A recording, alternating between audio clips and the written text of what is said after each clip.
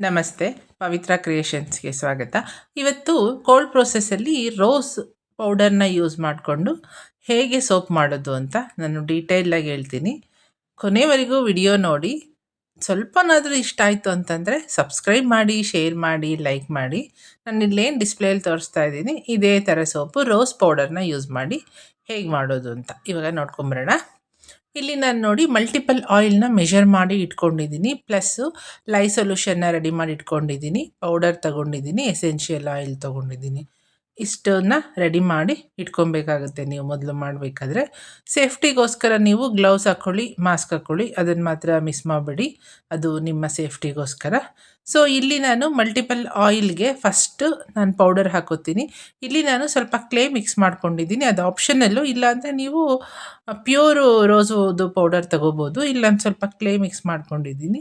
ಇದನ್ನು ನಾವು ಒಂದು ಸತಿ ಆಯಿಲಲ್ಲಿ ನೀಟಾಗಿ ಮಿಕ್ಸ್ ಮಾಡ್ಕೊಳ್ಳೋಣ. ಲಮ್ಸ್ ಎಲ್ಲ ಇರಬಾರ್ದು, ಗಂಟೆಲ್ಲ. ಸೊ ಹಾಗಾಗಿ ನಾನಿಲ್ಲಿ ಒಂದು ಸತಿ ಮಿಕ್ಸ್ ಮಾಡ್ಕೊತಾ ಇದ್ದೀನಿ. ರೋಸ್ ಪೌಡರ್ನ ಆಮೇಲೂ ಕೂಡ ಹಾಕೋಬೋದು. ಅಂದರೆ ಲೈ ಸೊಲ್ಯೂಷನ್ನ ಆಯಿಲಲ್ಲಿ ಹಾಕಿದ ಮೇಲೂ ಹಾಕ್ಕೊಳ್ಬೋದು.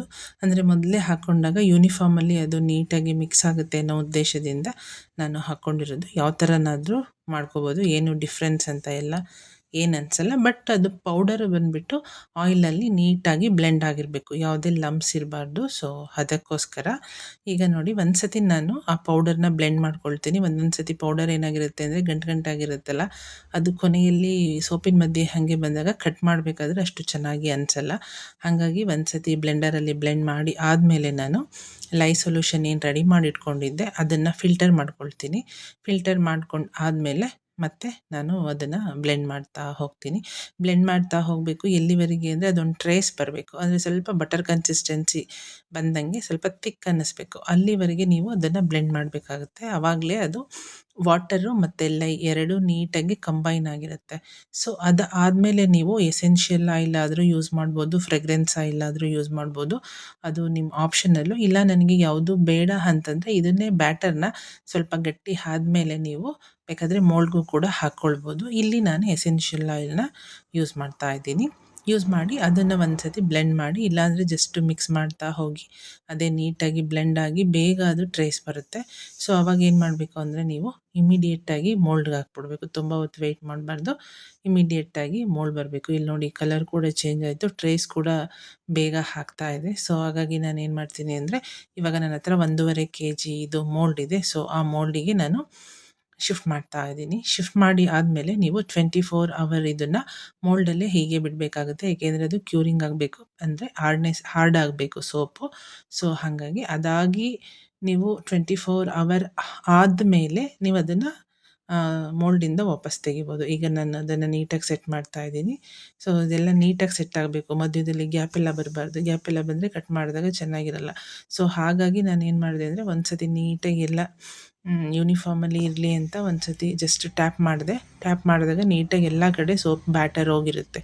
ಅದಾಗಿ ಇವಾಗ ನೋಡಿ 24 ಅವರ್ ಆಗಿದೆ. ಇದನ್ನು ನಾನಿವಾಗ ಅನ್ಮೋಲ್ಡ್ ಮಾಡ್ತಾ ಇದ್ದೀನಿ.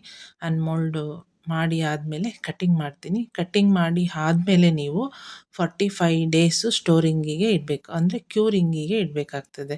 ನನ್ನ ಹತ್ರ ಕಟರ್ ಇದೆ, ಸೊ ಕಟರಲ್ಲಿ ಕಟ್ ಮಾಡ್ತೀನಿ. ಕಟರ್ ಇಲ್ಲ ಅಂತಂದರೆ ನೀವು ಚಾಕುವಲ್ಲಿ ಟ್ರೈ ಮಾಡ್ಬೋದು. ನೀಟಾಗಿ ಒಂದು 100 ಗ್ರಾಮಿಗೆ ಮೆಷರ್ ಮಾಡಿಕೊಂಡು ನೀವು ಈ ಥರ ಕಟ್ ಮಾಡಿಕೊಂಡು ಇದನ್ನು ನೀವು ಕ್ಯೂರಿಂಗಿಗೆ ಇಡಬೇಕು. ಎಷ್ಟು ದಿನ ಕ್ಯೂರಿಂಗ್ ಅಂದರೆ 45 ದಿನ.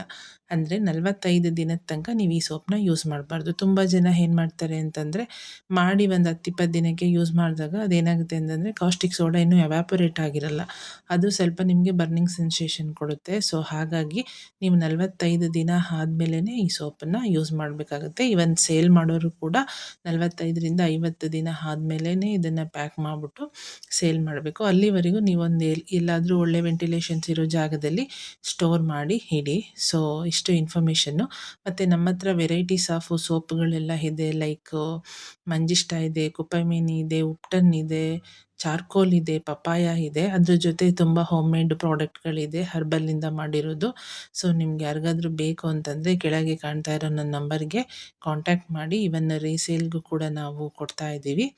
ಸೊ ನನ್ನ ನಂಬರ್ಗೆ ಕಾಂಟ್ಯಾಕ್ಟ್ ಮಾಡಿ ಮತ್ತು ಇನ್ಫಾರ್ಮೇಷನ್ಸ್ನ ಶೇರ್ ಮಾಡಿ, ಚಾನಲ್ನ ಸಬ್ಸ್ಕ್ರೈಬ್ ಮಾಡಿ. ಈ ಕಡೆ ಸೈಡಲ್ಲಿ ಕೊಟ್ಟಿದ್ದೀನಿ ನೋಡಿ, ಈ ಥರ ನಾವು ಸ್ಟೋರ್ ಮಾಡಿದ್ದೀವಿ. ನೀವು ಕೂಡ ಈ ಥರ ಒಂದು ಪಕ್ಕ ಸ್ವಲ್ಪ ಗ್ಯಾಪ್ ಬಿಟ್ಟು ಜೋಡಿಸ್ಬೋದು. ಮತ್ತು ನಿನಗೆ ಸೋಪ್ ಬೇಕಂದರೆ ನನ್ನ ನಂಬರ್ಗೆ ಕಾಂಟ್ಯಾಕ್ಟ್ ಮಾಡಿ. ನಾವು ವಿತಿನ್ 2 ಡೇಸಲ್ಲೇ ಡೆಲಿವರಿ ಆಪ್ಷನ್ಸ್ ಕೊಟ್ಟಿದ್ದೀವಿ. ಆಲ್ ಓವರ್ ಇಂಡಿಯಾ ಡೆಲಿವರಿ ಕೊಡ್ತಾ ಇದ್ದೀವಿ. ವಿತಿನ್ ಕರ್ನಾಟಕ ಅಂದರೆ 2 ಡೇಸಲ್ಲಿ ಡೆಲಿವರಿ ಸಿಗುತ್ತೆ. ಆಲ್ ಓವರ್ ಇಂಡಿಯಾ ಅಂತಂದರೆ ಒಂದು 5 ಡೇಸ್ಗೆ ಡೆಲಿವರಿ ಸಿಗುತ್ತೆ. ಈವನ್ ರೀಸೇಲರ್ ಮಾಡೋರಿದ್ರೂ ನನ್ನ ನಂಬರ್ನ ಕಾಂಟ್ಯಾಕ್ಟ್ ಮಾಡಿ. Thank you so much.